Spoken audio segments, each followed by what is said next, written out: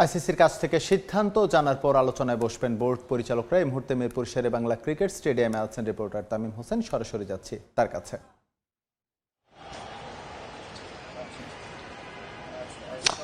পেন্ডুলামের মতো ঝুলছে বাংলাদেশের টি-20 বিশ্বকাপের ভবিষ্যৎ। আমরা যেমনটা জানি, দুদিন আগে আসলে আইসিসির কাছে বিসিবি কেন আসলে ভারতে যেতে চাইছে না এবং নির্দিষ্ট করে প্লেয়ারদের যে নিরাপত্তার বিষয়টি আছে সেই বিষয়টি নিয়ে কিন্তু আইসিসির কাছে চিঠি পাঠিয়েছে।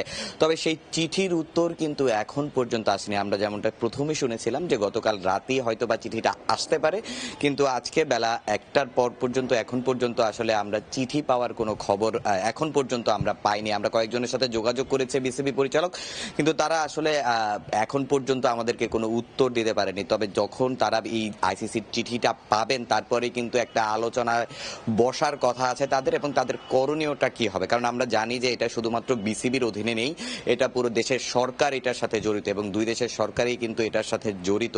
সেক্ষেত্রে আসলে বাংলাদেশ যে ধরনের কথা আইসিসিকে জানিয়েছে যে আসলে বাংলাদেশ কেন যেতে চাচ্ছে না, এখানে শুধু ক্রিকেটারদের বিষয় নয়, সাংবাদিকরা যাবেন বাংলাদেশ থেকে এবং অনেক দর্শক যারা বাংলাদেশি ভক্ত তারাও কিন্তু সেখানে যাবেন। তাদের নিরাপত্তাটা কিভাবে দিবে ভারত, এই বিষয়গুলো কিন্তু আসলে আইসিসির কাছে বিসিবি চিঠিতে জানিয়েছে এবং ভারতে কি ধরনের অপ্রীতিকর ঘটনা ঘটেছে সেই সব বিষয়গুলো কিন্তু আইসিসির কাছে জানিয়েছে। তবে আইসিসি এখন পর্যন্ত কোনো উত্তর দেয়নি। তবে আমরা বিভিন্ন জায়গা থেকে গুঞ্জন শুনেছি যে হয়তোবা তারা বলবে যে আসলে ভারতই এশিয়া বিশ্বকাপটা তারা রাখার চেষ্টা করবে, কিন্তু বাংলাদেশ তাদের সিদ্ধান্তে অনড় থাকবে।